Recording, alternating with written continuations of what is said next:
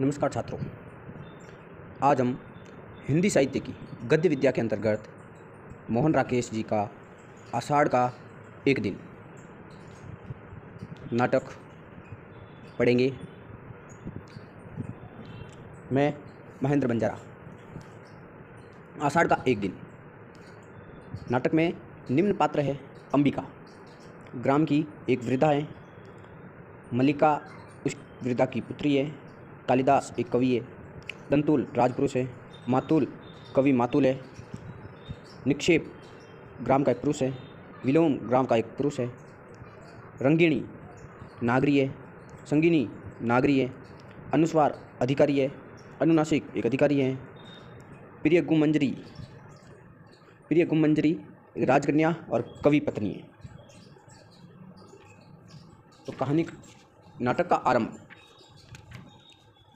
पर्दा उठने से पूर्व हल्का हल्का मेघ गर्जन और वर्षा का शब्द, जो पर्दा उठने के अंतर भी कुछ क्षण चलता रहता है, फिर धीरे धीरे धीमा पड़कर विलीन हो जाता है। पर्दा धीरे धीरे उठता है।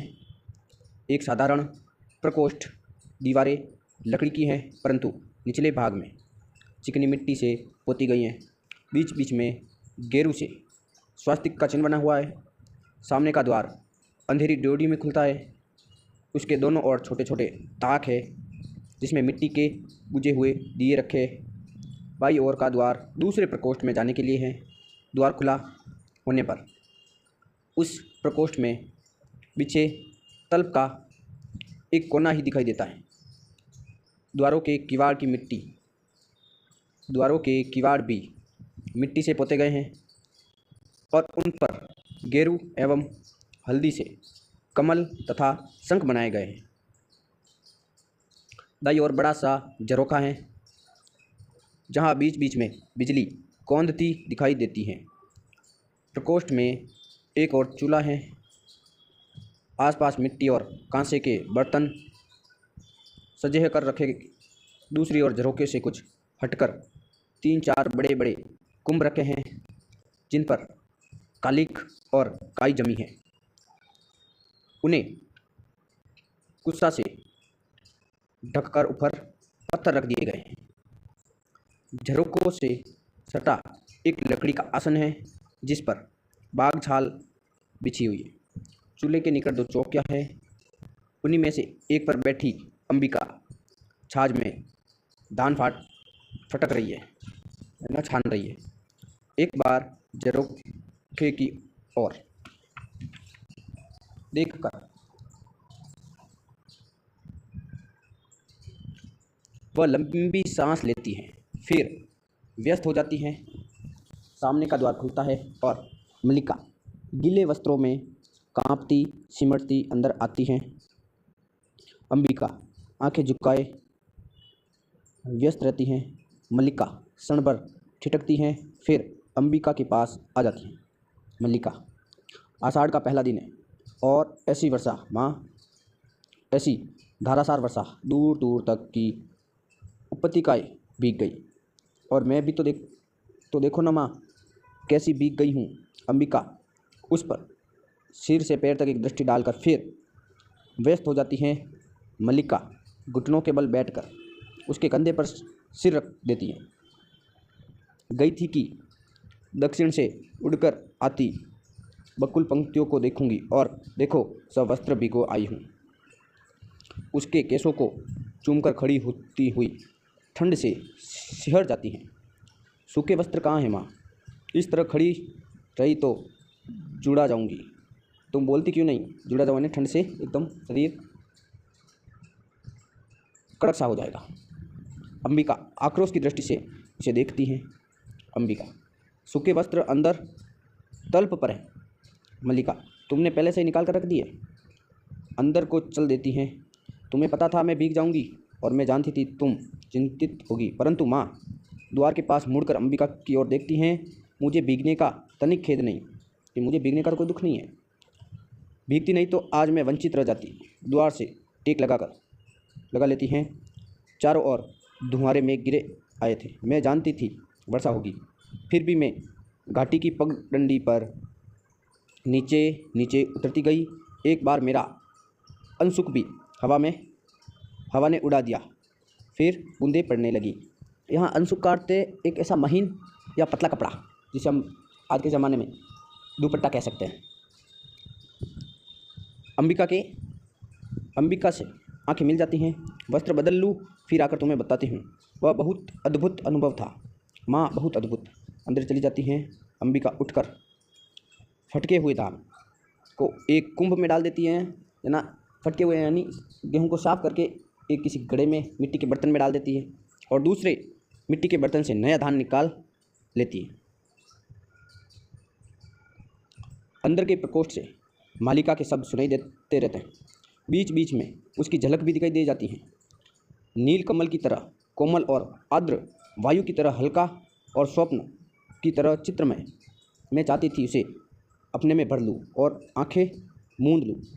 मेरा तो शरीर ही निचुड़ रहा है। माँ, कितना पानी इन वस्त्रों ने पिया है। ओहो। शीत की चुभन के बाद उष्णता का यह स्पर्श। गुनगुनाने लगती हैं। कुवलयदलनी ले रुनिते सतन्यो समय, गीले वस्त्र कहाँ डालूँ माँ, यही रहने दूँ। मृदु पवन विदुते रमन मंद चलदी, उपवाहन मित चेष्टोदे, सेंद्र चापे पथिक जनक वधुना तिदियो योगाकुला नाम। बाहर जाती हैं। माँ, आज के वे क्षण मैं कभी नहीं भूल सकती। सौंदर्य का ऐसा साक्षात्कार मैंने कभी नहीं किया। जैसे वह सौंदर्य अस्पर्श होते हुए भी मांसल हो। मैं उसे छू सकती थी, देख सकती थी, पी सकती थी। तभी मुझे अनुभव हुआ कि वह क्या है जो भावना को कविता का रूप देता है। मैं जीवन में पहली बार समझ पाई कि क्यों कोई पर्वत शिखरों को सहलाती मेघमालाओं में खो जाता है, क्यों किसी को अपने मन की उपेक्षा आकाश में बनते मिटते चित्रों का इतना मोह हो रहता है। क्या बात है माँ, इस तरह चुप क्यों हो। अंबिका, देख रही हो मैं काम कर रही हूँ। मल्लिका, काम तो तुम हर समय करती हो, परंतु हर समय इस तरह चुप नहीं रहती। अंबिका के पास आ बैठती हैं। अंबिका चुपचाप धान फटकती रहती हैं, न धान साफ करती रहती हैं। मल्लिका उसके हाथ से छाछ ले लेती। छाछ एक छोटी छोटी लकड़ियों का बना हुआ ऐसा, जिसमें गेहूँ ऊपर से नीचे गिराए जाते हैं, उसमें धूल मिट्टी बाहर निकल जाती, वो होता है छाछ। मैं तुम्हें काम नहीं करने दूंगी, मुझसे बात करो। अंबिका, क्या बात करूँ मल्लिका, कुछ भी कहो। मुझे डांटो कि भीतर क्यों आई हो, या कहो कि तुम थक गई हो इसलिए शेष धान में फटक दूंगी, या कहो कि तुम घर में अकेली थी इसलिए तुम्हें अच्छा नहीं लग रहा था। अंबिका, मुझे सब अच्छा लगता है। छाछ उससे वापस ले लेती है। मैं घर में अकेली कब होती हूँ, तुम्हारे यहाँ रहते में अकेली नहीं होती। मल्लिका, मैं तुम्हें काम नहीं करने दूंगी। फिर छाछ उसके हाथ से ले लेती हैं और कुंभों के पास रख देती या रख आती है।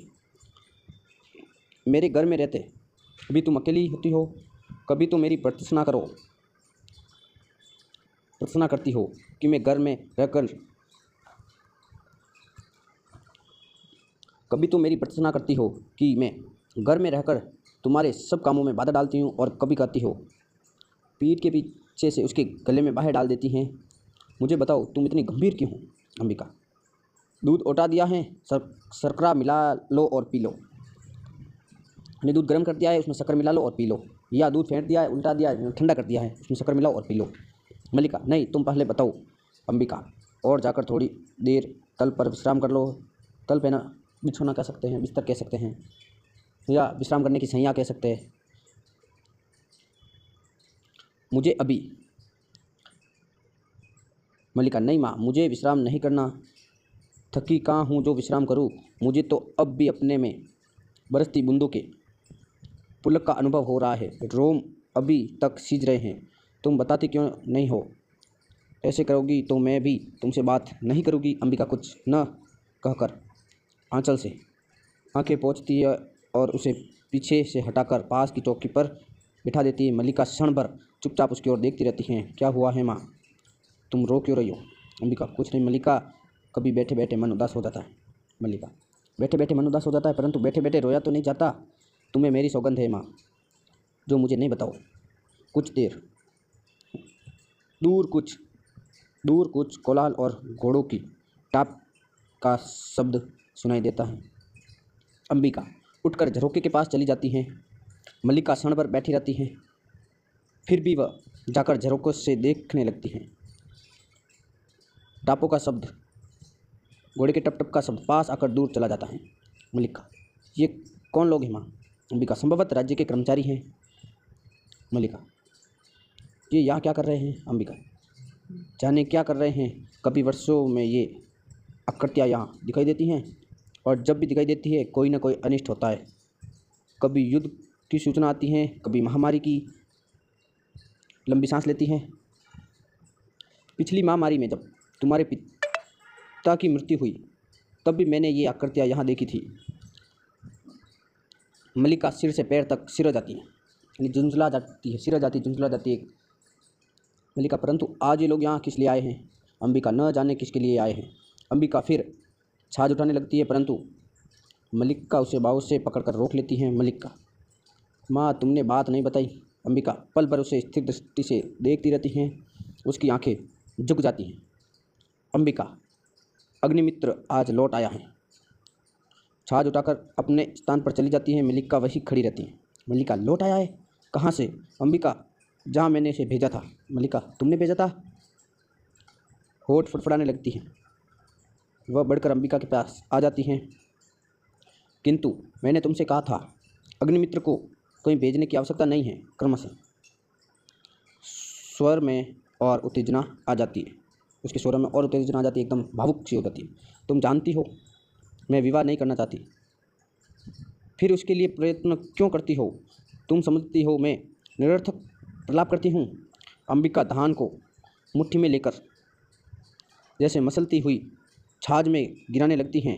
अंबिका, मैं देख रही हूँ, तुम्हारी बात ही सच होने जा रही है। अग्निमित्र संदेश लाया है कि वे लोग इस संबंध के लिए प्रस्तुत नहीं हैं, कहते हैं। मल्लिका, क्या कहते हैं? क्या अधिकार है उन्हें कुछ भी कहने का? मल्लिका का जीवन उसकी अपनी संपत्ति है, वह उसे नष्ट करना चाहती हैं, तो किसी को उस पर आलोचना करने का क्या अधिकार है? अंबिका, मैं अब कहती हूँ, मुझे अधिकार है। मल्लिका सिर झटककर अपनी उत्तेजना को दबाने का प्रयत्न करती हैं। मल्लिका, मैं तुम्हारे अधिकार की बात नहीं कर रही हूँ।